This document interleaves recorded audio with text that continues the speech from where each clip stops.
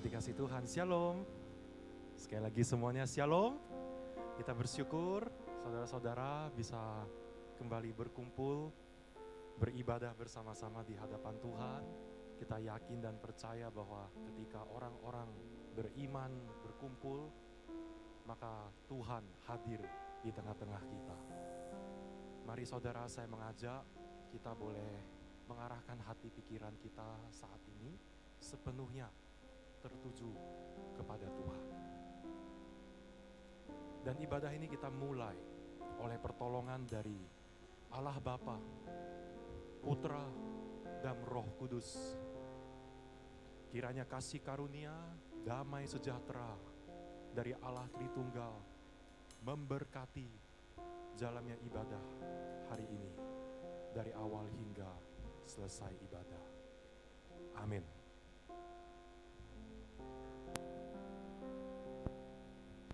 Jemaat disilahkan duduk kembali. Shalom, Bapak Ibu, Saudara sekalian yang terkasih dalam Tuhan Yesus Kristus. Satu minggu kita sudah bekerja atau melakukan aktivitas kita sehari-hari. Pada hari ini kita berkumpul bersama, kita berkumpul dengan saudara seiman, sepersekutuan. Kita hadir di tempat ini untuk memuji dan menyembah Tuhan. Kita hadir di tempat ini untuk memuliakan dan meninggikan Tuhan. Segala berkat yang sudah diberikan Tuhan kepada kita semua selama satu minggu ini, kita naikkan syukur kita kepada Tuhan.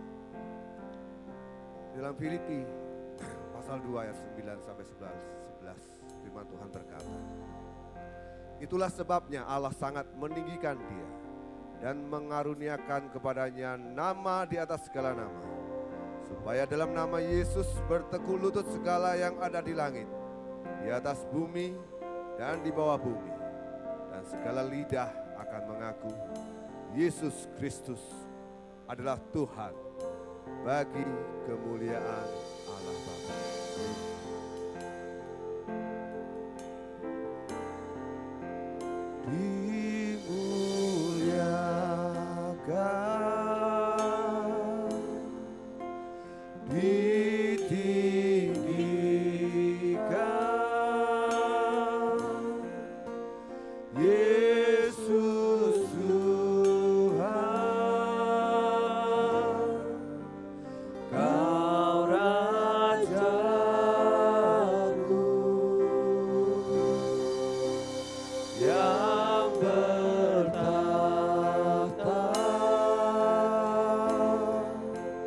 Yang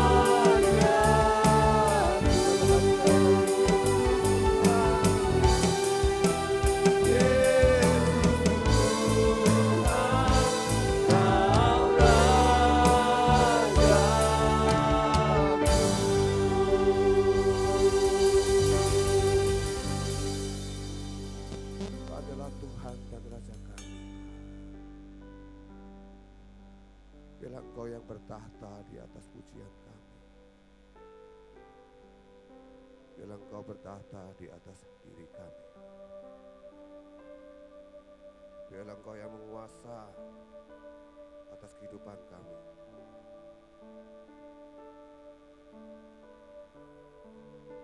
Seringkali kami mengandalkan diri kami.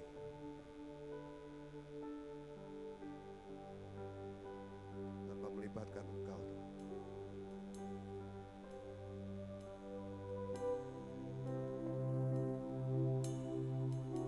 Seringkali kami melakukan segala sesuatu, memutuskan segala sesuatu tanpa mengandalkan Engkau.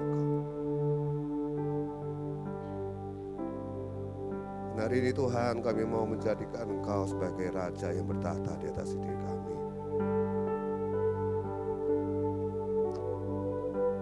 Engkau yang bertahta di atas kehidupan kami. Sehingga biarlah kami dari hari ke hari semakin serupa.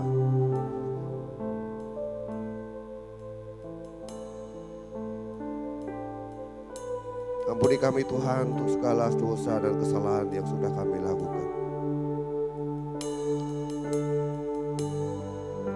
Kami manusia yang berdosa yang tidak layak untuk datang ke hadirat-Mu. Tapi Engkau rela datang ke dunia yang menderita sengsara dan bahkan mati di atas kayu salib untuk kami manusia yang berdosa ini Tuhan.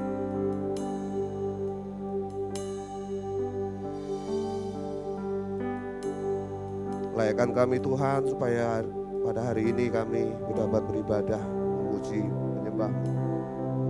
Dan terlebih kami dapat mendengarkan akan firman-Mu yang akan meneguhkan iman kami, menguatkan kami, merubah akan setiap aspek kehidupan kami. Biar segala pujian penyembahan yang kami nyanyikan semuanya itu hanya untuk memuliakan nama-Mu saja. Kami berdoa untuk jemaat Tuhan yang ada di tempat ini, setiap pelayan-pelayan Tuhan yang melayani, setiap jemaat yang mungkin melihat melalui live streaming. Kau sendiri yang hadir di tengah-tengah kami, supaya kami dapat beribadah, bersekutu dengan saudara seiman. Dan terlebih kami dapat memuliakan, mengagungkan Engkau. Terima kasih ya Tuhan, terima kasih kami serahkan ibadah kami pada hari ini ke dalam tangan-Mu. Kau sendiri yang sertai, Kau sendiri yang pimpin. Hanya di dalam nama Tuhan Yesus Kristus kami berdoa dan kami mengucap syukur. Mari kita sama-sama katakan amin. Dengan masih bangkit berdiri, mari kita bersama-sama mengakui iman percaya kita, pengakuan iman rasuli. Pengakuan iman rasuli. Aku percaya kepada Allah, Bapa yang Maha Kuasa, Khalik langit dan bumi, dan kepada Yesus Kristus, Anaknya yang tunggal, Tuhan kita, yang dikandung dari Roh Kudus, lahir dari anak darah Maria, yang menderita sengsara di bawah pemerintahan Pontius Pilatus, disalibkan, mati dan dikuburkan, turun ke dalam kerajaan maut.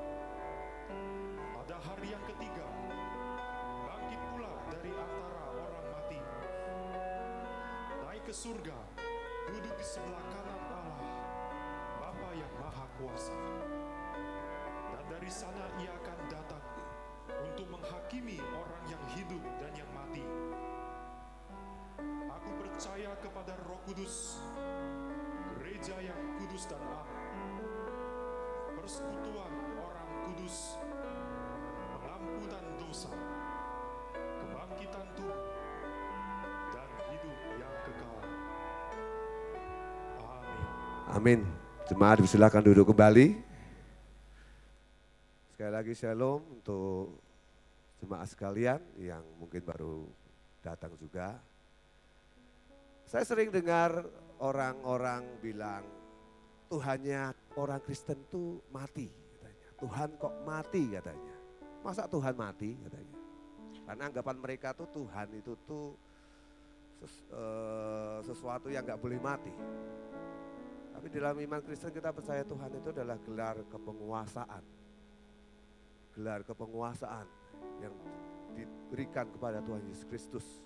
Padaku telah diberikan segala kuasa di surga dan di bumi. Tapi kita sebagai orang Kristen kita percaya di dalam kematian Tuhan Yesus disitulah ada kebangkitan. Karena tanpa kebangkitan tidak akan adanya kekristenan. Amin saudara. Tuhan Yesus berkata di dalam Yohanes 10 ayat 25. Akulah kebangkitan dan hidup. Barang siapa percaya kepadaku, ia akan hidup walaupun ia sudah mati.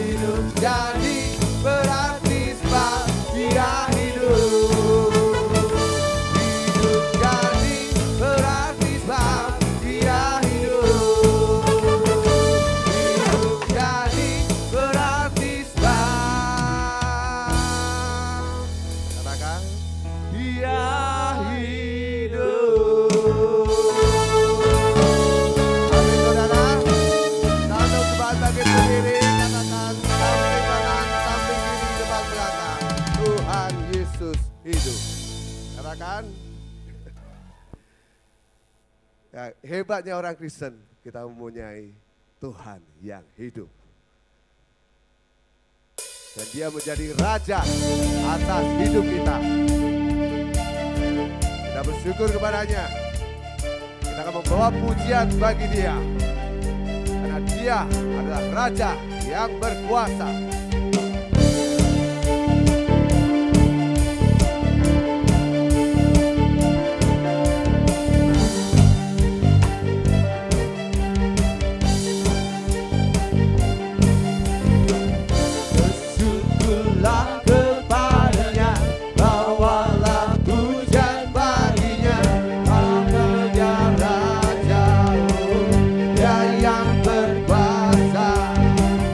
Tuhan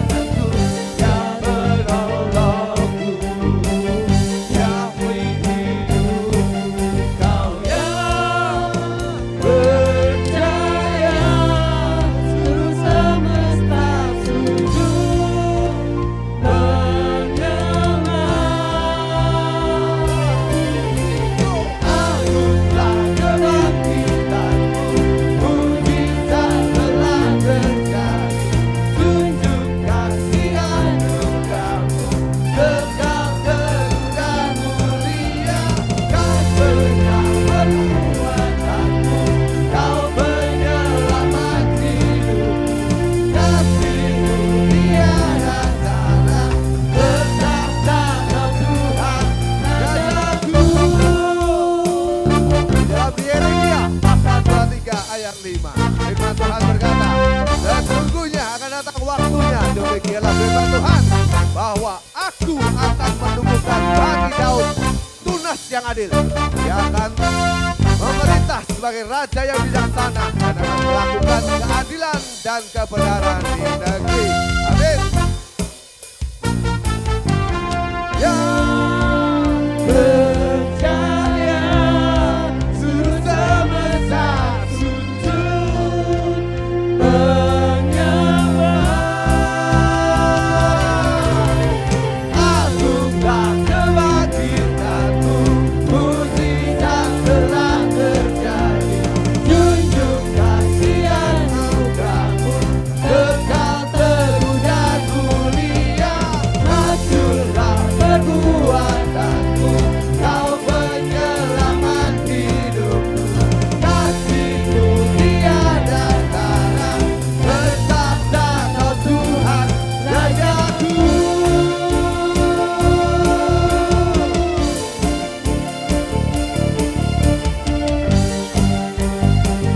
Adalah Tuhan dan Raja kita. Ada amin saudara? Dengan kemuliaan bagi Tuhan kita. Jemaat silakan duduk kembali. Kita sekarang pujiannya, lirik-liriknya Tuhan Yesus adalah Raja yang bertahta. Karena memang dia adalah Raja. Raja segala raja. Bukan raja yang datang dengan bala tentara, dengan mempunyai pasukan, dengan mempunyai istana yang mewah. Bukan. Tuhan Yesus datang sebagai Raja. Dia pun pada saat masuk ke kota Yerusalem, dia naik keledai. Dan dia diulu-ulukan sebagai Raja. Raja bukan mempunyai istana yang besar, yang mewah. Mempunyai pasukan yang banyak. Tapi Tuhan Yesus menjadi Raja atas hati kita. Dan dia memerintah dalam kehidupan kita. Mari kita persiapkan lagu hati untuk mendengarkan firman Tuhan. Kita akan pujikan Raja segala raja.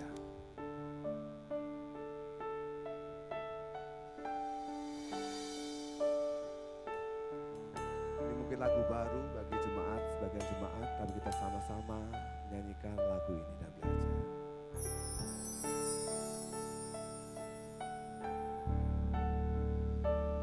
Ku menanti dalam gelap, tiada terang dan harapan. Dari surga engkau datang, di matamu anugerah. Tu genapi nubuatan, firman lahir ke dunia.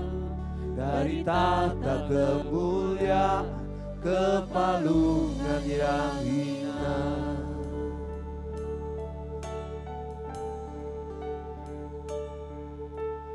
Puji Dialah Bapa, Putra, Roh Kudus Tritunggal, Allah mulia berkuasa. Puji Dia Raja segala raja.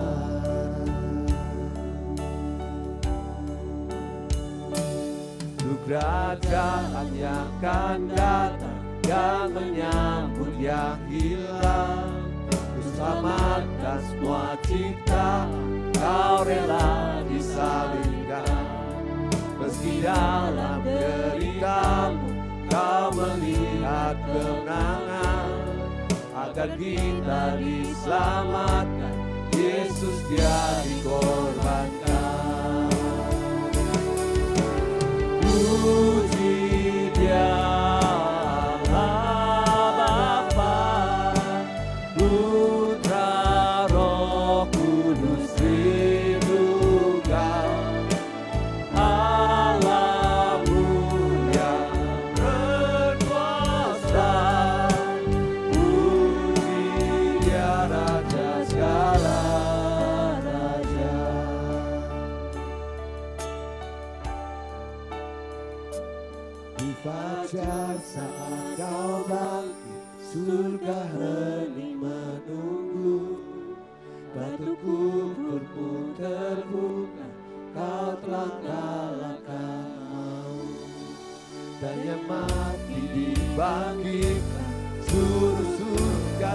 kagum, sebab semua yang datang pada Bapa diselamatkan. Dan sejak Kristus lahir, api Roh Kudus turun, itu kebenarannya takkan berteduh tak sinar. Oleh darah dalaman, di dalamnya ku bebas.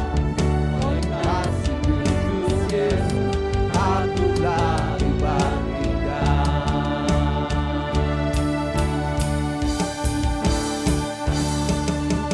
Puji Dia Allah Bapa, Putra Roh Kudus Tritunggal, Allah mulia berkuasa. Puji Dia Raja segala raja. Puji Dia Allah Bapa, Putra Roh Kudus Tritunggal, Allah mulia berkuasa.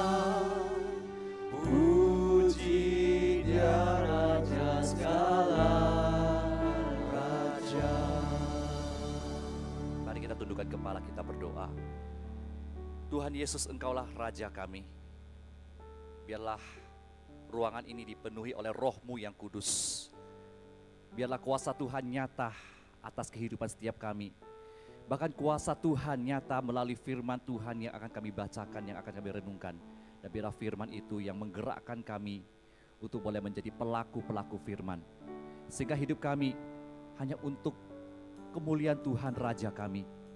Dan biarlah kami semuanya sebagai pengikut-pengikut Kristus, kami boleh duduk dengan tenang, mendengarkan, merenungkan firman-Mu. Agar senantiasa kami boleh memuliakan Raja kami. Terima kasih Tuhan untuk hari ini, pada kesempatan ini kami boleh ada di tempat ini untuk sekali lagi menikmati firman Tuhan. Dan tolong juga hamba-Mu ini di dalam segala keterbatasannya dalam menyampaikan titah-Mu ya Tuhan. Biarlah kami semuanya boleh diberkati, baik yang menyampaikan ataupun yang duduk mendengarkan. Sungguh kuasa Tuhan melalui firman itu mengubah kehidupan setiap kami. Sehingga kami boleh benar-benar memuliakan Raja kami di seluruh kehidupan hidup kami. Inilah doa kami Tuhan di dalam nama Tuhan Yesus. Amin. Shalom dan selamat pagi Bapak Ibu sekalian. Shalom. Ya, saya bersuka cita ada di tengah-tengah Bapak Ibu sekalian untuk boleh men-sharingkan firman Tuhan. Satu tema yang sangat berkuasa, satu tema yang sangat berwibawa, karena kita berbicara soal Raja. Raja telah tiba, Sang Raja telah tiba. Mari sama-sama kita membuka firman Tuhan kita di dalam Lukas pasal 19. Lukas pasal 19, perenungan kita itu dimulai dari ayat 28 sampai kepada ayat ke-44. Namun kita cukup membaca beberapa bagian untuk keterbatasan waktu. Ya, kita sudah membukanya, silakan kita akan mulai membaca. Sang Raja telah tiba, kita akan buka firman Tuhan kita. Yang pertama kita akan membaca cukup di ayat yang ke-38 dulu. Oke, sudah nemu?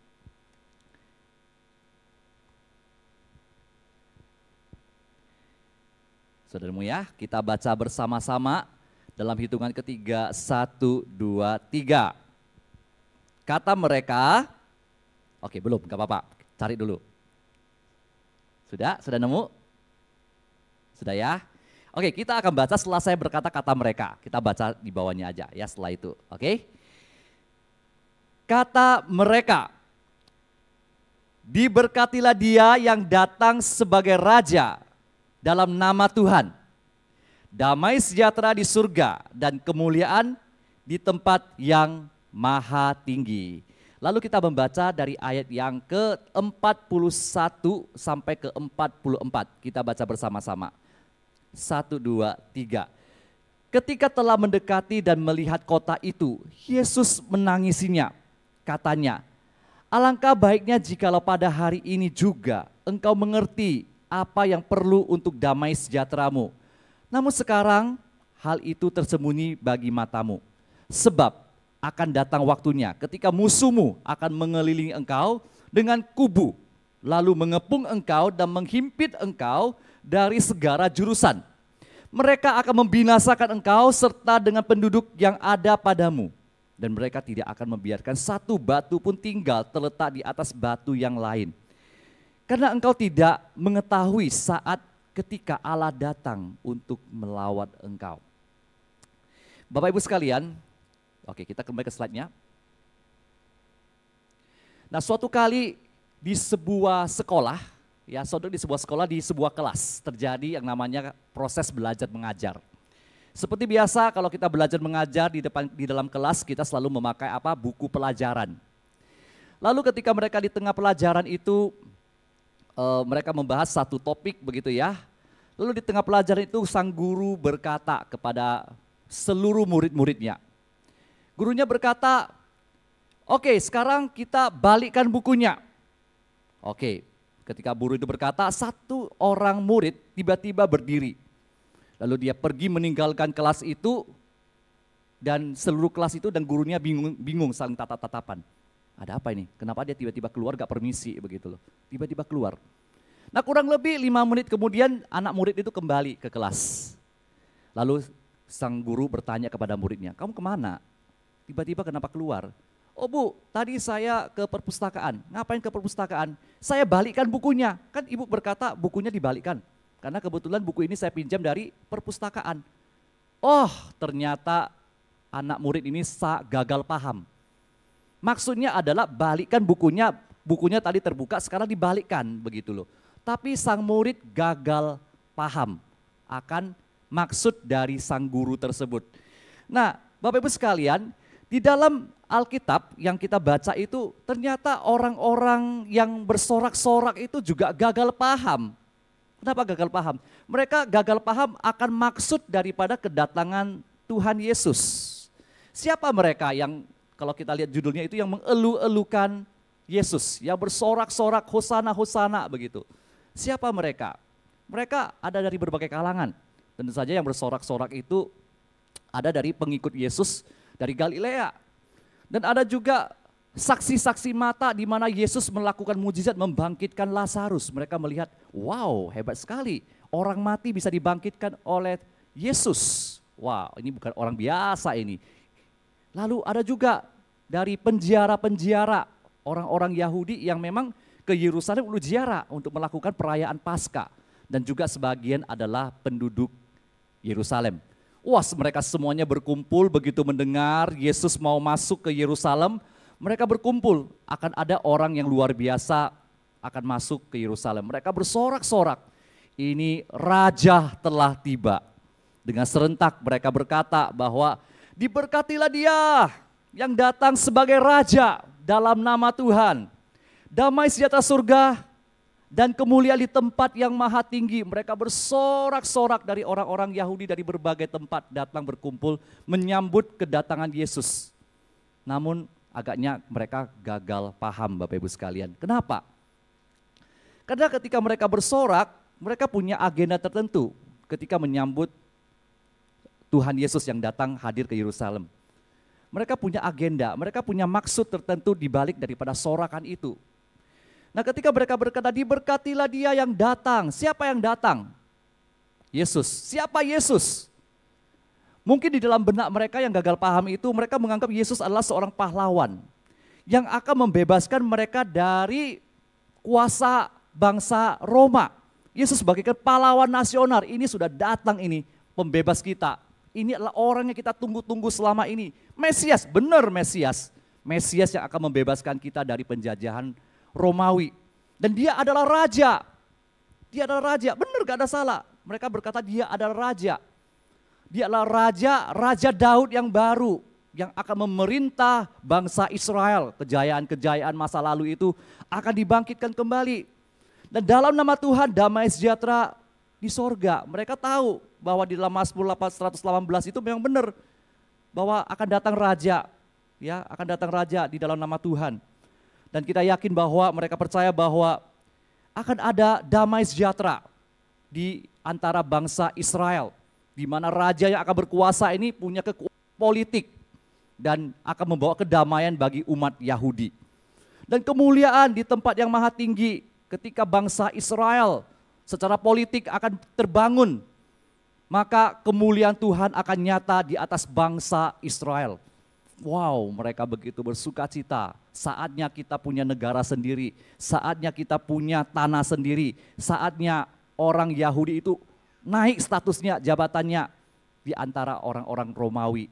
Kita bukan lagi bangsa-bangsa tertindas, tapi kita adalah bangsa yang punya kuasa. Karena datanglah seorang pahlawan nasional, yaitu Yesus, yang bukan raja biasa, dia bisa membangkitkan orang yang mati, contohnya Lazarus. Itu yang dipahami orang Yahudi yang bersorak-sorak, yang mengeluh, ya kan, Yesus pada saat itu. Nah, pada saat itu Yesus datang, masuk, naik keledai, seperti kata WL tadi. Yesus ketika naik keledai, dia tidak menyanggah, dia tidak berkata, enggak seperti itu, enggak. Apa yang dikatakan oleh orang Yahudi itu memang tidak salah. Memang benar, Yesus itu diberkati. Tetapi bukan diberkati untuk menjadi seorang raja atas kekuatan politik. Tetapi dia diberkati sebagai anak domba Allah yang akan menjadi kurban. Wow, Yesus diberkati beda sekali dengan pandangan orang Yahudi. Dan Yesus datang, dia datang bukan untuk menjadi raja atas kerajaan di dunia ini, karena kerajaanku bukan di dunia, kata Yesus kepada Pilatus nanti. Kerajaan Yesus datang untuk menyelamatkan orang-orang yang berdosa sebetulnya. Lalu dia datang sebagai raja rohani, bukan raja kerajaan duniawi. Dan di dalam nama Tuhan, artinya Yesus sedang menggenapi rencana Tuhan, rencana Allah. Dan ketika damai sejahtera terjadi di antara umatnya, itu bukan damai sejahtera karena tidak ada perang, karena ditahan oleh kekuatan politik, kekuatan senjata militer, bukan. Karena punya senjata yang kuat, ya tentara militer kuat sehingga orang tidak berani melawan. Damailah negara itu, bukan. Tetapi damai yang dimasukkan oleh Yesus adalah damai sejahtera di mana manusia berdosa berdamai dengan Allah yang Maha Kudus. Yesus datang sebagai jalan perdamaian di antara manusia berdosa dengan Allah. Dan ketika dikatakan bahwa kemuliaan di tempat yang maha tinggi, di mana Yesus akan dimuliakan di atas kayu salib, yang akan berakhir dengan kebangkitannya yang membawa kemuliaan. Jelas ini berbeda sekali antara benak orang yang bersorak-sorak dengan apa maksud kedatangan Tuhan Yesus. Banyak orang yang bersorak-sorak itu gagal paham. Nah, Yesus tidak mencegat mereka, ya bukan, saya tidak begitu ya. Yesus tidak begitu, Yesus tidak menyanggah mereka. Tetapi Yesus itu membiarkan mereka untuk bersorak-sorak, karena memang harus digenapi, bahwa diberkatilah dia yang datang dalam nama Tuhan sesuai dengan nubuatan. Memang harus terjadi. Bahkan ketika kalau mereka tidak bersorak, orang Yahudi ini menentang ini, suruh murid-muridmu diam begitu kan, jangan bersorak-sorak begitu. Tapi Yesus tidak menentang, kalau mereka diam, batu pun yang akan bersorak memuliakan dia. Batu itu bisa memuliakan Tuhan, apalagi manusia sebagai ciptaan yang segambar dan serupa dengan Allah. Masa tidak memuliakan Allah yang menciptakan dia? Maka Yesus tidak membiarkan orang-orang itu untuk bersorak memuliakan dia meskipun gagal paham.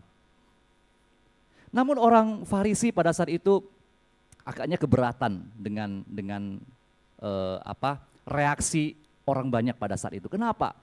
Kenapa terkesan Yesus seakan-akan haus pujian gitu? Kenapa Yesus seakan-akan wah ini loh puji dia. Enggak. Karena memang sudah tiba waktunya. Selama ini Yesus mungkin berkata waktuku belum tiba. Tapi ini saatnya ketika Yesus mau masuk ke Yerusalem, waktu kematiannya sudah dekat. Yesus sudah tahu. Dan ini saatnya Yesus sudah harus mengklarifikasi dirinya, identitasnya itu siapa, ini sudah waktunya. Jadi Yesus tidak akan menghalangi mereka bersorak-sorak menyatakan siapa Yesus yang sebenarnya. Memang dia adalah Raja. Yesus membiarkan mereka bersorak-sorak. Dan orang Farisi agaknya keberatan. Kenapa? Karena mereka merasa insecure, mereka merasa tidak aman. Mereka merasa tidak aman karena ketika kalau orang-orang semuanya bersorak bagi Yesus, artinya pengikut Yesus semakin hari semakin banyak. Maka posisi mereka akan terancam, pengikutku sebagai pembuka agama Yahudi akan semakin berkurang. Bagaimana reputasiku sebagai seorang pembuka agama di situ? Mereka merasa insecure, mereka tidak suka dengan apa yang dilakukan oleh Tuhan Yesus. Apalagi dengan pengikutnya yang banyak. Orang-orang dari berbagai penjuru datang mencari Tuhan Yesus yang luar biasa itu, yang bisa melakukan mujizat. Lalu mereka juga takut. Takut apa? Wah, orang-orang tadi menyebut kata raja. Apa-apaan ini?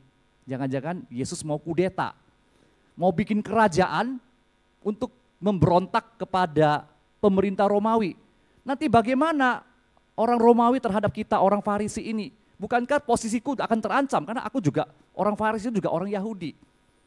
Posisi mereka terancam, mereka takut.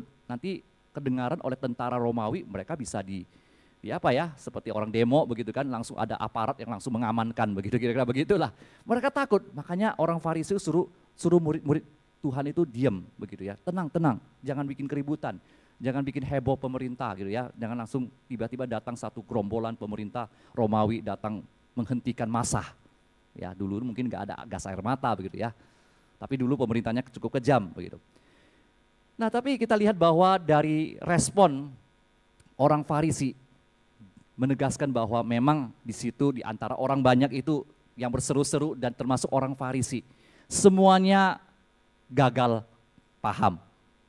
Kesimpulannya adalah bahwa semua orang menganggap Yesus itu datang sebagai raja politik.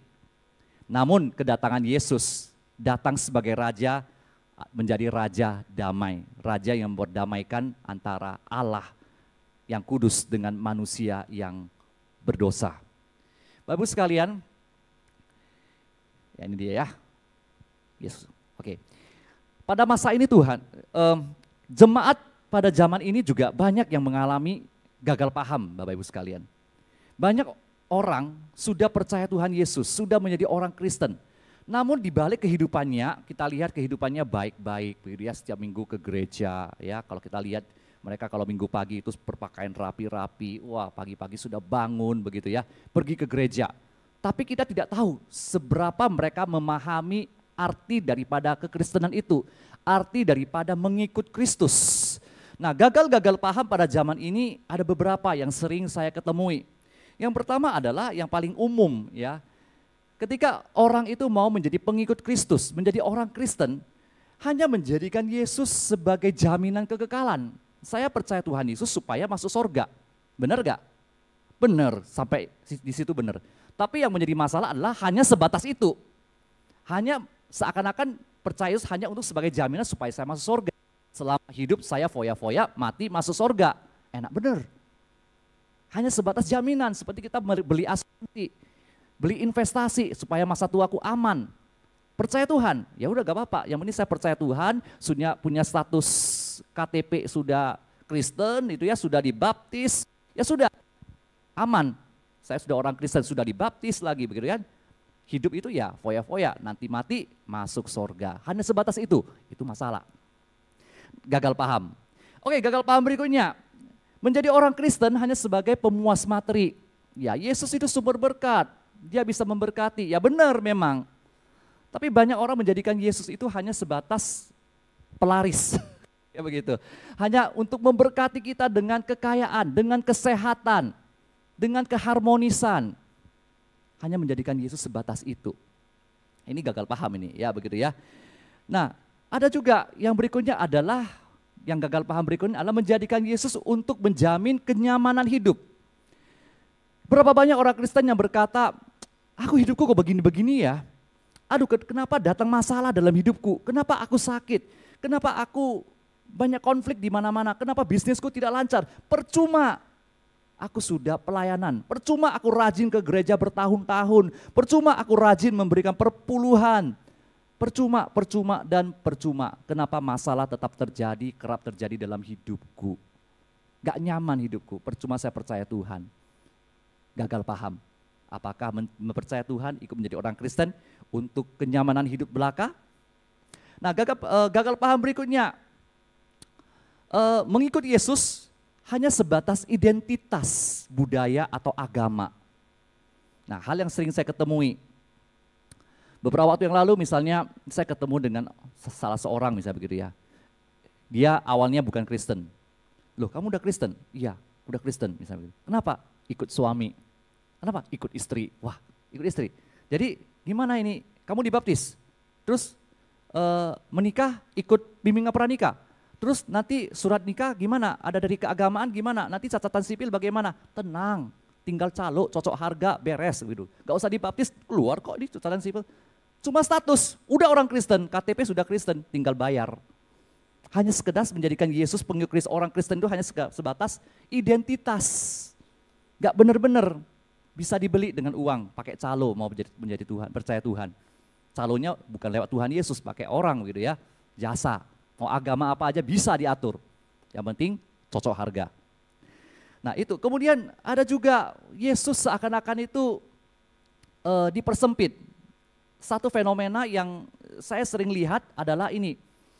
Kalau Bapak Ibu lihat lagu-lagu rohani yang viral di YouTube atau di mana aja itu biasanya lagu-lagu yang sifatnya itu melo, yang sifatnya itu kelam, yang sifatnya itu galau. Jarang ada lagu-lagu rohani yang viral itu lagu-lagu yang bersifat penginjilan, bertumbuh, memberitakan firman, bersaksi, jarang. Selalu yang hits itu, yang viral itu ya yang melo, yang sendu, yang sedih, Tuhan tahu, Tuhan mengerti, Tuhan ini, itu yang melo. Itu yang sering kita ketemui, yang banyak didengarkan dan dinyanyikan di lagu-lagu gereja. Ketika kita mencari lagu persembahan, lagu pujian yang bersifatnya belajar firman, bertumbuh dalam kasih, jarang ada, bukan enggak ada, jarang tahu kita. Tapi itulah yang kenyataannya di kehidupan orang Kristen pada zaman ini, bahwa orang-orang Kristen lebih menganggap Yesus itu hanya sebatas penghibur, menghibur hatiku. Tuhan paling mengerti aku, tapi jarang kita mau bersaksi bagi Tuhan, mau memberitakan firman, mau terus bertumbuh, bergiat di dalam firman-Nya. Itu yang terjadi. Kita sering sekali gagal paham. Memahami Tuhan Yesus, kedatangan Tuhan Yesus hanya sebagian, tidak seluruhnya. Itu kita mempersempit identitas Tuhan Yesus. Nah, tidak heran kenapa pada akhirnya Yesus itu menangis. Yesus itu menangisi orang-orang yang berseru kepadanya. Padahal suasana pada saat itu lagi apa ya? Lagi seperti lagi perayaan 17 Agustusan gitu begitu. Lagi heboh di mana-mana. Wah, Yesus sudah datang Yerusalem ini. Sudah ada pengharapan, sudah ada masa depan yang lebih cerah. Tapi justru di balik itu Tuhan Yesus menangis. Di ayat yang tadi kita baca tadi kan, di ayat yang ke-41 sampai 44. Bagaimana kita bisa memaknai kesedihan Tuhan Yesus? Izinkan saya coba untuk menceritakan satu kisah gitu ya. Coba Bapak Ibu boleh cukup membayangkan, boleh tutup mata atau gimana, coba musiknya dimainkan, saya coba akan membacakan satu kisah yang satu ini dengan judulnya itu Hidup yang Lebih Baik. Konon di sebuah rumah kecil yang sederhana, hiduplah seorang gadis kecil bernama Sarah. Ia tumbuh dalam keluarga yang sederhana. Sejak kecil, dia hanya tinggal berdua dengan ibunya. Sedangkan ayahnya merantau jauh ke luar negeri untuk bekerja. Ketika Sarah masih kecil, ia pernah bertanya polos kepada ibunya, "Bu, kenapa sih teman-teman aku selalu dijemput ayahnya? Di mana ayah Sarah?" Dengan mata berkaca-kaca, sang ibu tersenyum dan menjawab, "Nak, ayahmu kerja di tempat yang jauh, Nak. Dia bekerja keras untuk memberi kamu hidup yang lebih baik." Setiap kali Sarah bertanya, jawaban ibunya selalu sama. Tahun berganti tahun, tanpa terasa 10 tahun berlalu. Kini Sarah telah beranjak remaja, hampir tamat SMA. Tapi ia bertumpu dengan hati yang kosong akan figur seorang ayah. Sementara itu ayahnya yang jauh di negeri orang. Demi kebutuhan dan masa depan keluarganya, sang ayah memaksakan diri bekerja, bahkan bekerja terlalu keras melampaui ambang batas. Hingga kesehatan pun menjadi korban. Sang ayah pun mulai jatuh sakit dan berangsur-angsur menjadi semakin parah. Dokter di luar negeri berkata bahwa hidupnya hanya tinggal tersisa 3 bulan. Dengan tubuh yang lemah, wajah pucat, dan langkah tertatih-tatih, ayah itu memutuskan untuk pulang. Untuk saat ini, ia hanya ingin satu hal yang dirindukannya, yaitu dapat bertemu kembali dengan istri dan anak gadis yang begitu lama sudah dirindukannya. Menunggu lama, akhirnya hari itu pun tiba. Sang ayah menempuh perjalanan yang jauh untuk kembali pulang ke rumahnya. Dengan koper kecil di tangannya, ia berdiri di depan pintu rumah, melihat rumahnya yang tidak jauh berbeda dengan 10 tahun yang lalu sejak dia tinggalkan. Begitu sang ayah memanggil nama putrinya, Sarah, Sarah. Sang istri yang lebih dulu mendengar dari dalam langsung berlari membuka pintu, memeluk dengan air mata penuh. Disusul oleh Sarah yang dari belakang ibunya. Dia menyambut kepulangan ayah, namun tampak begitu riang gembira. Hore, hore, akhirnya ayah pulang. Sang ayah pun tersenyum bahagia bahwa kepulangannya telah dinantikan putri terkasihnya. Sarah anakku, kamu sudah besar sekarang. Ayah pulang nak. Ayah rindu sekali sama kamu. Sarah menatap tersenyum lebar, seakan harapannya telah terwujud. Oh, jadi selama ini katanya ayah kerja kasih buat aku hidup yang lebih baik ya? Sekarang mana ya? Aku gak punya apa-apa tuh. Teman-teman aku punya HP mahal, baju branded, jalan-jalan ke luar negeri. Itu baru namanya hidup yang baik ya. Sekarang ayah pulang kerja pasti punya banyak uang kan? Kalau ayah sayang sama aku, jadi apa yang bisa ayah kasih sama aku? Ayahnya terdiam. Dadanya sesak mendengar perkataan anak putrinya itu. Dengan suara parau, lemah, ia mencoba menjelaskan. Nak, bertahun-tahun ayah kerja siang dan malam. Ayah menabung uang.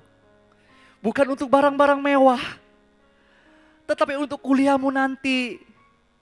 Supaya kamu bisa sekolah tinggi, bekerja agar jadi orang berhasil, dan punya masa depan yang cerah.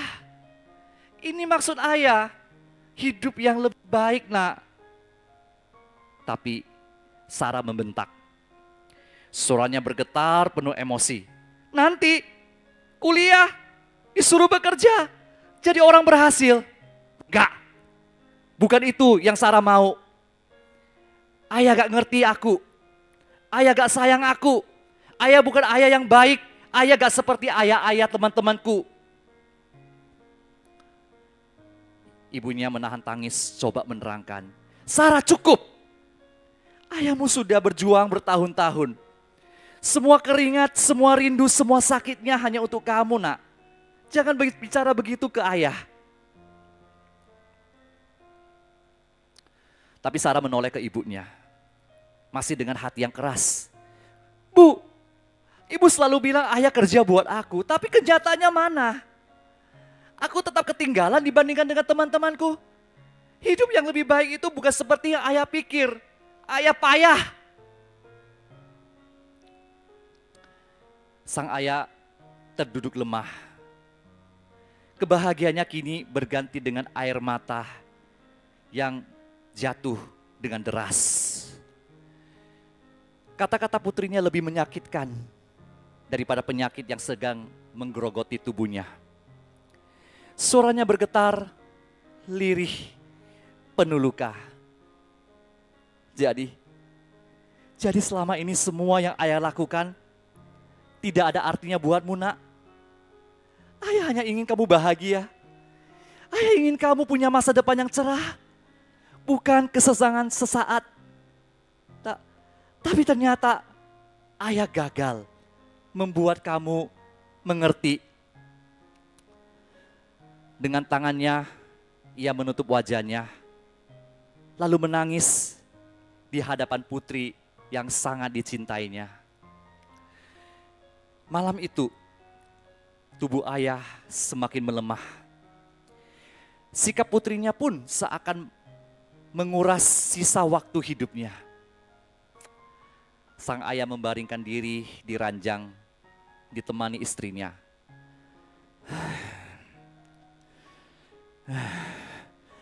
Nafasnya semakin berat, matanya setengah terpejam.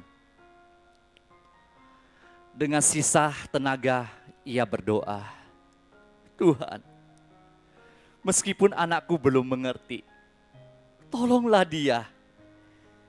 Biar suatu hari dia tahu betapa besar cinta ayahnya padanya. Itulah kata-kata terakhir sebelum ia pergi untuk selamanya. Di depan pintu, Sarah menatap tubuh ayahnya yang terbujur kaku. Baru saat itu ia sadar, cinta yang dia abaikan, pengorbanan yang dia tolak, tidak akan pernah kembali. Ia berlari memeluk tubuh ayahnya yang dingin, sambil menjerit penuh penyesalan. Ayah, maafkan Sarah. Sarah salah. Ya, Sarah bodoh. Jangan tinggalkan aku. Tapi sudah terlambat. Penyesalan datang saat cinta ayahnya tidak bisa lagi dijawab. Oke. Bapak Ibu sekalian, kisah ini sedikit banyak menggambarkan bagaimana Yesus datang ke Yerusalem, menjumpai anak Allah yang salah paham, yang tidak mengerti akan maksud kedatangan Tuhan Yesus. Yesus mungkin pada akhirnya mengerti akan bagaimana cara berpikir jemaat yang bersorak-sorak bagi dia. Yesus menangis, tetapi bukan menangisi dirinya. Dia menangisi orang-orang percaya yang bersorak untuk dia. Mungkin ketika kita merasa betapa sedihnya Tuhan Yesus itu, kita bisa memaknai yang kita baca di ayat 41 sampai 44. Ketika telah mendekat dan melihat kota itu, Yesus menangisi. Katanya, alangkah baiknya jikalau pada hari ini juga engkau mengerti apa yang perlu untuk damai sejahteramu. Namun bukan hal itu tersembunyi di matamu. Mereka tidak mengerti. Sebab akan datang waktunya ketika musuhmu akan mengelilingi engkau dengan kubu, lalu mengepung engkau dan menghimpit engkau dengan segala jurusan. Mereka akan membinasakan engkau beserta dengan penduduk yang ada padamu. Dan mereka tidak akan membiarkan satu batu pun tinggal terletak di atas batu yang lain. Karena engkau tidak mengetahui saat itu. Yesus sudah tahu bahwa nanti pada tahun 70 Masehi tentara Romawi akan datang menghancurkan Yerusalem, menghancurkan bait suci yang mereka bangga-banggakan itu. Bahkan seluruh penduduk itu akan disiksa, dibunuh. Tidak tersisa satu batu pun di bait suci yang mereka tinggalkan, penduduknya pun dibunuh semuanya. Masihkah berharap Yesus untuk berkuasa untuk politik mereka? Mereka gagal paham, Bapak Ibu sekalian. Mereka berharap hanya untuk hal-hal yang duniawi, yang sifatnya sementara. Sama seperti Sarah yang hanya mementingkan kesenangan sesaat. Yesus menangisi umat Israel pada masa itu. Yang paling menyedihkan adalah ketika Yesus berkata, engkau tidak mengetahui saat ketika Allah datang untuk melawan engkau, engkau tidak mengetahui, engkau tidak tahu, engkau tidak paham. Allah sudah datang mengutus Tuhan Yesus untuk melawat engkau, untuk datang mengampuni dosamu. Allah sudah mengutus Mesias. Sambutlah Tuhan Yesus yang datang itu layaknya Mesias yang akan menyelamatkan umatnya dari dosa. Bukan untuk melakukan agenda mereka, yaitu menjadi raja atas politik. Mereka gagal paham. Iman mereka ternyata dangkal, Bapak Ibu sekalian. Iman mereka tipis. Berapa banyak di antara jemaat sekalian yang saat ini masih mengeluh tentang hidupnya. Aku sudah ke gereja bertahun-tahun, kenapa hidupku masih begini-begini aja? Kenapa hidupku masih susah? Kenapa aku tidak merasakan apa yang dirasakan oleh tetanggaku, oleh orang lain? Lihat mereka begitu bahagia, padahal mereka bukan Kristen. Lihat mereka usahanya makin berkembang, padahal mereka tidak pernah ke gereja. Aku yang rajin ke gereja setiap minggu, apa yang bisa Tuhan berikan padaku? Ketika kita berpikir seperti itu, Tuhan nangis. Tuhan menangis. Ternyata itukah imanmu? Kalau saya meminjam istilah dari Evangelism Explosion, apakah iman yang kita pegang selama ini adalah iman yang tidak menyelamatkan? Iman yang hanya mengaku Yesus, ini bibir saja, tetapi tidak punya relasi yang intim dengan Tuhan. Kamu percaya Tuhan Yesus? Percaya. Siapa Yesus? Dia Tuhan, dia Raja.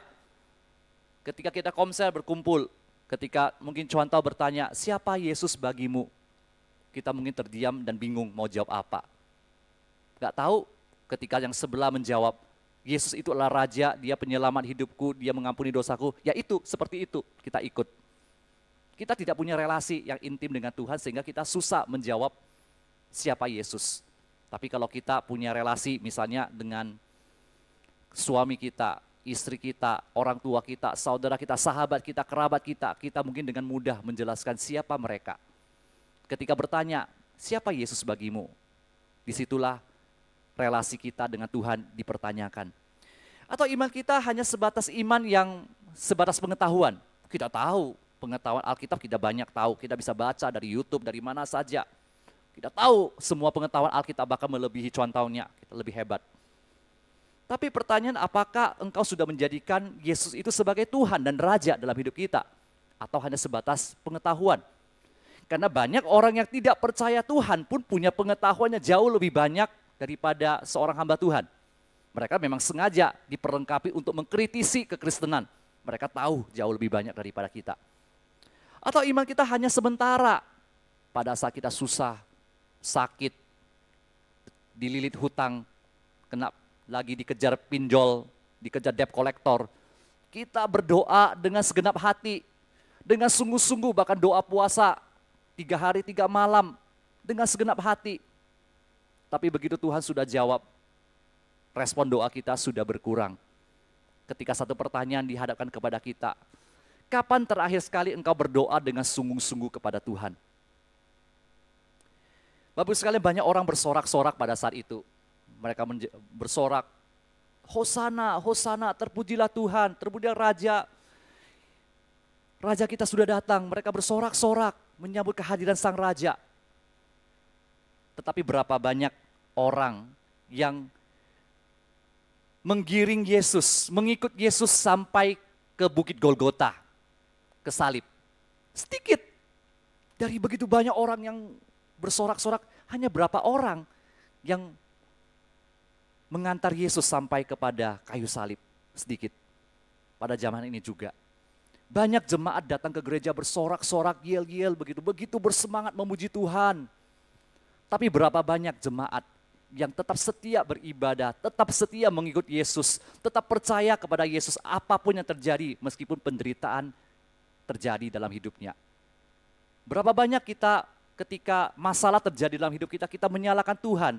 Seakan-akan Tuhan percuma jadi raja tetapi tidak berkuasa atas hidupku. Berapa banyak kita mempertanyakan kuasa daripada Tuhan Yesus yang sudah tiba itu. Hari ini Yesus datang bukan dengan keledai. Keledai itu adalah bukti bahwa Yesus datang dengan kerendahan hati, bukan dengan kuda yang gagah perkasa. Kalau Yesus datang dengan kuda, itu artinya Yesus sengaja berperang. Tapi Yesus sengaja pakai keledai, adalah simbol daripada perdamaian. Dia adalah raja damai, bukan raja yang menang atas peperangan politik. Hari ini Yesus tidak datang dengan keledai. Yesus datang melalui Roh Kudus. Dia datang ke dalam hatimu. Dia mau berkuasa atas hidup kita. Sering sekali kita menyebut Tuhan Yesus, tapi kita sering lupa memaknai Tuhan Yesus yang kita ucap itu dengan makna yang benar.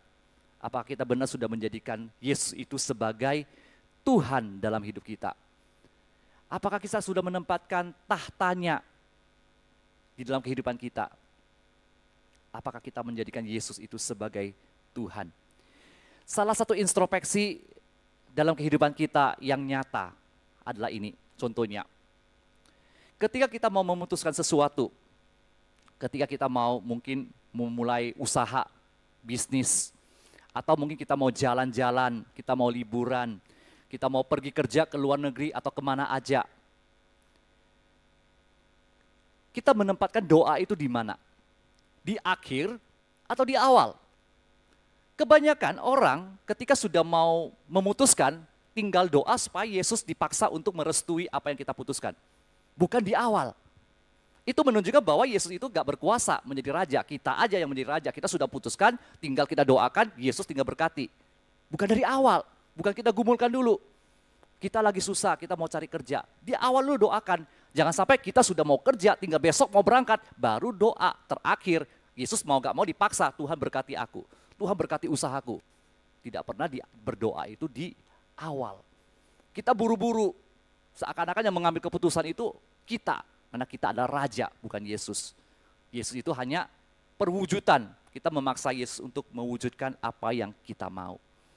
Ini salah satu contoh bahwa apakah sebenarnya kita sudah belum menjadikan Yesus itu sebagai raja dalam kehidupan kita. Wah, itu tidak kelihatan ya. Baik, saya bacakan. Maka sebagai orang Kristen yang benar, ya, orang Kristen yang benar seharusnya bagaimana? Yaitu orang Kristen yang menyambut Yesus sebagai raja yang bertata di seluruh aspek hidupnya, baik di dalam suka maupun duka, dalam tuntunan Roh Kudus. Jadi kita membiarkan Yesus itu berkuasa dalam segala keadaan. Saat kita senang ataupun kita susah, Yesus tetap penolong, Yesus tetap menjadi berkuasa atas kehidupan kita. Dia bukan penolong darurat. Ingat ya Bapak Ibu ya, Yesus bukan penolong darurat. Yesus adalah raja dalam kehidupan kita. Yesus bukan hanya sekedar simbol agama, tapi dia adalah Tuhan kita. Ketika kita menjawab berkata Tuhan Yesus, Tuhan, Raja, jadikan Yesus pada tempatnya dalam hidup kita. Jadikan Kristus itu Mesias, yang dimana kita lebih mengutamakan pengampunan dosa. Kita lebih takut kepada ancaman daripada dosa kita, daripada ancaman finansial ataupun kesehatan. Jadikan itu Mesias secara rohani, bukan Mesias hanya sebatas duniawi. Walaupun duniawi juga penting, tetapi gak sebatas duniawi. Di dalam segala aspek kita tetap melibatkan Tuhan dalam seluruh kehidupan kita. Mari Bapak Ibu sekalian, hari ini Roh Kudus mau hadir. Roh Kudus telah datang, mau berkuasa dalam hati kita. Mari buka pintu hati kita, pikiran kita selebar-lebarnya. Biarkan dia berkuasa menuntun seluruh kehidupan kita, baik di dalam keluarga, usaha, pekerjaan, apapun juga pernikahan kita, relasi kita dengan anak, dengan orang tua. Semuanya libatkan Tuhan, bawa semuanya di dalam doa. Baik sesuai dengan harapan kita ataupun tidak, biarkan Tuhan yang bekerja. Karena kita tahu bahwa dialah adalah Raja yang telah tiba dalam hidup kita. Mari kita berdoa.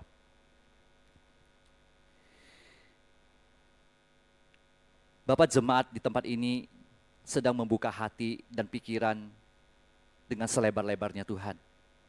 Kami mau menyambut kehadiran Tuhan di dalam kehidupan kami. Roh Kudus, penuhilah hati dan pikiran kami, sehingga kami mampu melakukan kebenaran di dalam seluruh aspek kehidupan kami. Berkuasalah atas pikiran kami, terutama pada saat kami mengambil keputusan dalam hidup ini. Kami selalu melibatkan Tuhan yang campur tangan di dalamnya. Kami tidak akan lengah, kami tidak akan berubah setia ketika persoalan datang menghampiri kami. Kami tetap tahu bahwa Tuhan jauh lebih berkuasa di atas segala persoalan hidup kami. Engkau mampu mengatasinya. Engkau tidak pernah membiarkan kami berjalan sendiri. Ajar kami untuk menempatkan Tuhan sebagai Raja dalam kehidupan kami. Pimpin terus kehidupan kami, agar kami boleh senantiasa memuliakan Tuhan kami, Tuhan Yesus, yang sudah mati menebus dosa kami. Karena sesungguhnya kami semua adalah milik Kristus. Karena kami sudah ditebus oleh-Mu di atas kayu salib. Inilah doa kami menyerahkan seluruh keluarga kami. Bukan hanya kami sendiri yang Tuhan kuasai, tetapi seluruh keluarga kami, pasangan kami, anak-anak kami, orang tua kami. Biarlah semuanya boleh Tuhan berkati. Tuhan pimpin kehidupan mereka, Tuhan berkati mereka. Inilah doa kami, hanya di dalam nama Tuhan Yesus kami berdoa. Amin.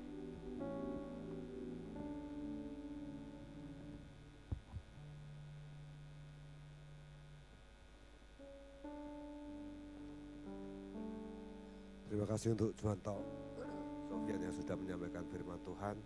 Bila firman Tuhan yang kita dengar hari ini memberikan kita kekuatan, memberikan kita teguran, kalau kita tidak menjadikan Tuhan sebagai Raja di dalam kehidupan kita. Memang sangat berat menjadikan Tuhan bertahta dalam hidup kita. Karena kata firman Tuhan, roh itu memang penurut tapi daging itu lemah. Makanya kita terus berdoa supaya kita diberikan kekuatan. Kita mohon pada Roh Kudus untuk menolong kita, menguatkan kita supaya kita bisa melalui kehidupan di dalam dunia ini untuk lebih baik dan lebih serupa akan Yesus Kristus. Nah, kita persiapkan akan hati kita untuk memberikan persembahan kepada Tuhan. Kita akan pujikan lagu Waktu yang Tepat. Tak selalu Tuhan menjawab setiap doa kita, namun Tuhan akan memberikan yang terbaik kepada kita di waktu Tuhan, waktunya Tuhan. Karena waktu Tuhan itu pasti waktu yang terbaik. Ambil petugas asal berdapat persiapan. Tak selalu Tuhan menjawab doa, namun Dia beri yang terbaik di waktu yang tepat. Izinkanlah Tuhan untuk bekerja, yang mustahil menjadi mungkin oleh karena percaya. Kita akan pujikan dari awal sekali lagi. Tak selalu Tuhan menjawab doa, namun Dia beri yang terbaik di waktu yang tepat. Izinkanlah waktu untuk bekerja, yang mustahil menjadi mungkin oleh karena percaya. Yesus mendengar lebih dari yang ku doakan. Yesus menjawab lebih dari yang ku harapkan. Dengan caranya di waktu yang tepat, ku Bukan melihat, Dia jadikan semua.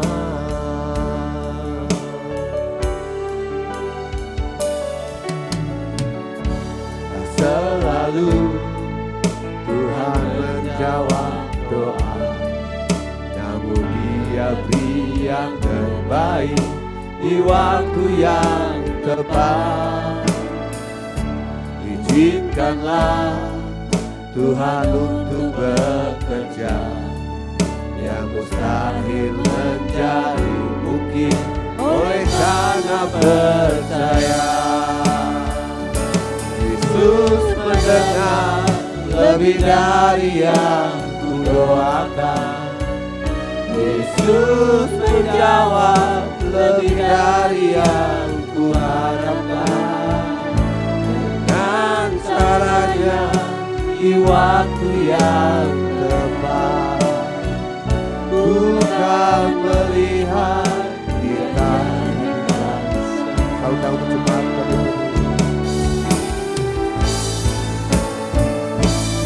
Yesus mendengar lebih dari yang kudoakan. Yesus menjawab lebih dari yang kuharapkan. Dengan caranya di waktu yang tepat. Bukan melihat, Dia jadikan semua.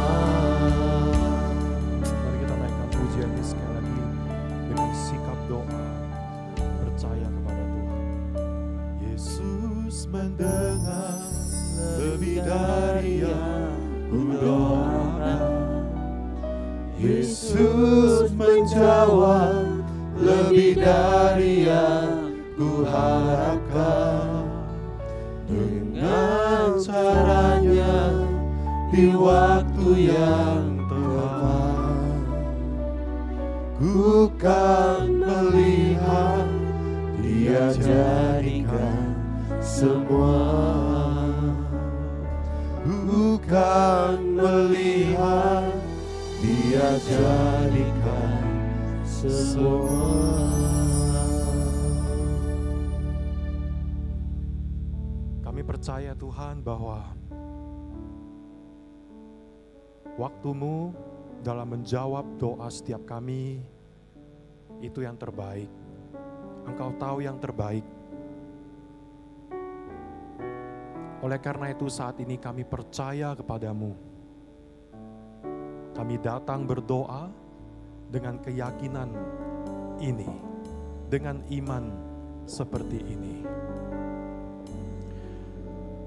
Tuhan, kami saat ini mau kembali mendoakan, menyerahkan Fiona Tarigan, pasien di rumah sakit ini ya Tuhan. Ada cairan di otak. Tuhan, kiranya Engkau berbelas kasih kepada anak ini. Tuhan, kami mohon kesembuhan, pemulihan untuk anak ini, untuk Fiona. Kami yakin ya Tuhan bahwa Engkau ada bersama dengan anak ini. Sedang dirawat di PICU, kiranya Engkau yang memakai setiap peralatan medis, setiap pengobatan. Dokter, suster, untuk dapat memulihkan, menyembuhkan kembali.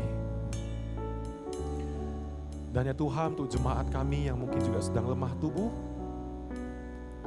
dalam tahap pemulihan, kiranya Engkau yang beserta, menyertai dan menjamah ya Tuhan. Untuk jemaat-Mu yang sedang memiliki pergumulan dalam pekerjaan ataupun ekonomi, Tuhan kami serahkan kepada Engkau. Dan melalui firman Tuhan tadi kami disadarkan, diingatkan bahwa penting untuk kami mengandalkan Tuhan, menjadikan Tuhan Raja. Kami bertanya, berdoa pada Tuhan di awal dan di sepanjang kami bergumul, bukan di akhir. Bahwa Engkau bukanlah penolong darurat, tapi Engkaulah Raja. yang kami andalkan setiap hari. Hikmat-Mu, apa yang harus kami putuskan, apa yang harus kami lakukan, itu semua berdasarkan hikmat-Mu, dan kami sangat membutuhkan itu. Tuhan, perlengkapilah hikmat-Mu kepada setiap jemaat-Mu di tempat ini. Engkau perlengkapi kami Tuhan, dan juga dengan hati yang tenang, hati yang fokus, yang tertuju kepada Engkau, sehingga kami tahu apa yang harus kami lakukan. Jemaat-Mu yang sedang bergumul dalam studi, dalam tugas yang begitu banyak, Tuhan berikan kesehatan pada mereka, memberikan keteguhan, kekuatan, sukacita di dalam mengerjakan studi, di dalam menyelesaikan tugas-tugas yang ada. Terima kasih Tuhan, kami juga saat ini mau berdoa untuk orang-orang di luar sana yang tertindas secara politik ataupun tertindas secara fisik dimanapun mereka berada di dunia ini. Korban perang di Ukraina, di Gaza, dan juga korban-korban yang lain, korban-korban penindasan. Tuhan, hati-Mu ada bersama-sama dengan mereka. Tuhan, kami berdoa untuk mereka. Tuhan, berbelas kasih pada mereka. Pulihkanlah keadaan mereka.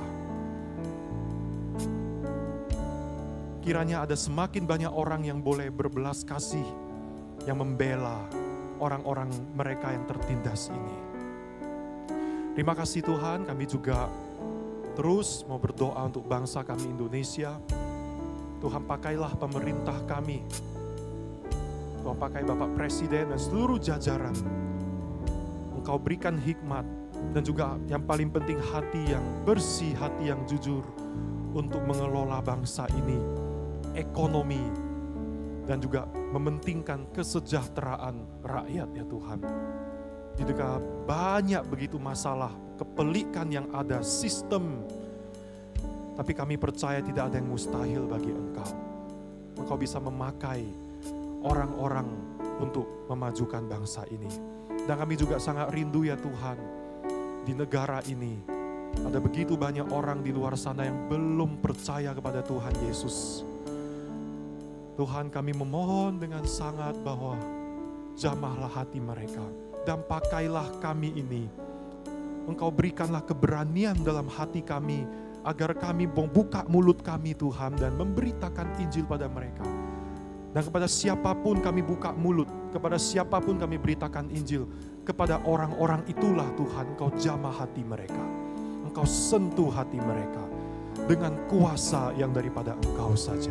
Kami rindu di negara ini, orang-orang sekitar kami ada semakin banyak jiwa yang dimenangkan untuk Tuhan Yesus Kristus, untuk kemuliaan bagi Engkau Tuhan. Terima kasih ya Bapa, terima kasih Tuhan. Inilah doa seru kami dan inilah persembahan kami. Engkau pakai persembahan kami ini untuk kemajuan kerajaan-Mu melalui gereja BCS. Di dalam nama Tuhan Yesus Kristus kami bersatu hati, kami berdoa. Amin. Bersama-sama kita pujikan doksologi.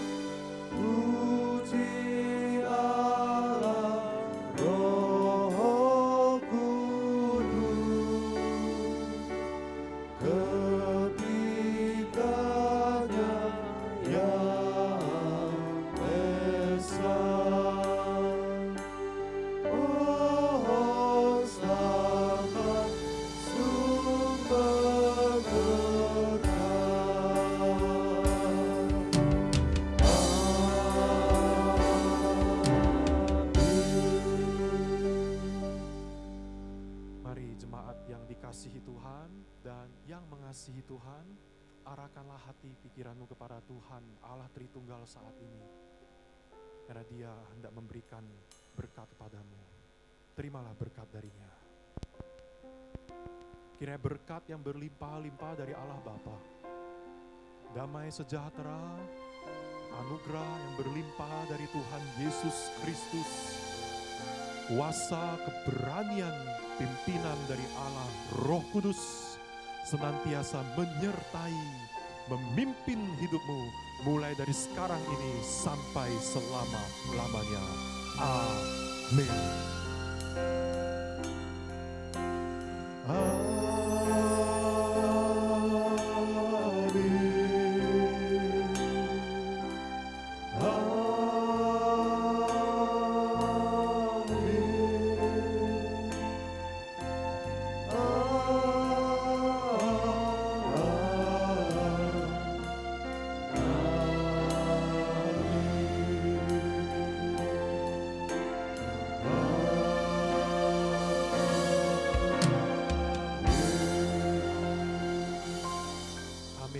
Silakan duduk kembali, mengambil saat teduh terlebih dulu.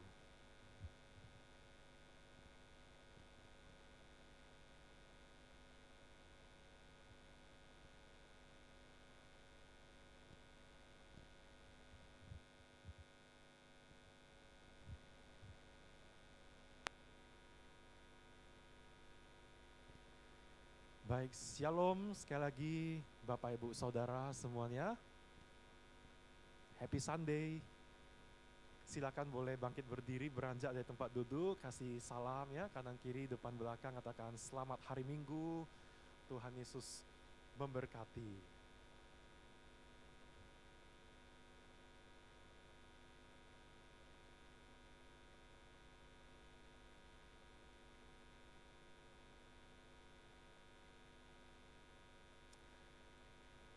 Baik. Apakah ada di antara Bapak Ibu yang baru pertama kali hadir di dalam ibadah tempat ini? Jikalau ada, berkenankah boleh bangkit berdiri? Bapak di sebelah situ, mungkin sebelahnya juga baru pertama kali hadir ya, kita berikan sambutan, tepuk tangan ya, selamat datang di ibadah BCS. Apakah Bapak keluarga pasien? Ya, kita terus doakan ya untuk kesembuhan keluarga yang sedang sakit. Silakan duduk kembali. Dan saya mewakili pengurus dan jemaat BCS Medan mengucapkan terima kasih kepada Cuantau Sofian yang telah menyampaikan firman Tuhan. Kita berikan tepuk tangan ya sebagai apresiasi Tuhan yang senantiasa menyertai pelayanan, memberkati juga ya pelayanan Cuantau dan juga semua yang hadir. Oke, silakan warta boleh ditayangkan. Ibadah kita minggu depan, pembicaranya adalah Pendeta Merisi dari Kingmi ya, dari Kingmi Tebing ya, dari Kingmi Tebing dengan temanya adalah sarang pencuri, saudara-saudara ya. Kita terus ya dalam pembahasan eksposisi Injil Lukas secara berurutan. Next. Harap saudara memperhatikan jadwal pelayanan saudara yang ada di minggu depan. Mungkin bisa stay dulu di situ. Ya, saudara perhatikan ya dari WL, pianis, ya, sampai multimedia. Sudah? Oke. Kebaktian umum, ini persembahan minggu lalu, sekolah minggu, dan persepuluhan. Next. Kehadiran jemaat minggu lalu. Baik, demikian. Oh, ini ya. Terus ya mengajak saudara-saudara yang sudah aktif ya, aktif bergereja tempat ini, namun yang belum menjadi anggota, harap saudara-saudara untuk bisa mengurus ini. Gitu ya. Yang sudah dibagikan kertasnya bisa segera dikembalikan gitu ya. Oke, demikian saja warta. Selamat hari Minggu semuanya. Tuhan Yesus memberkati setiap kita.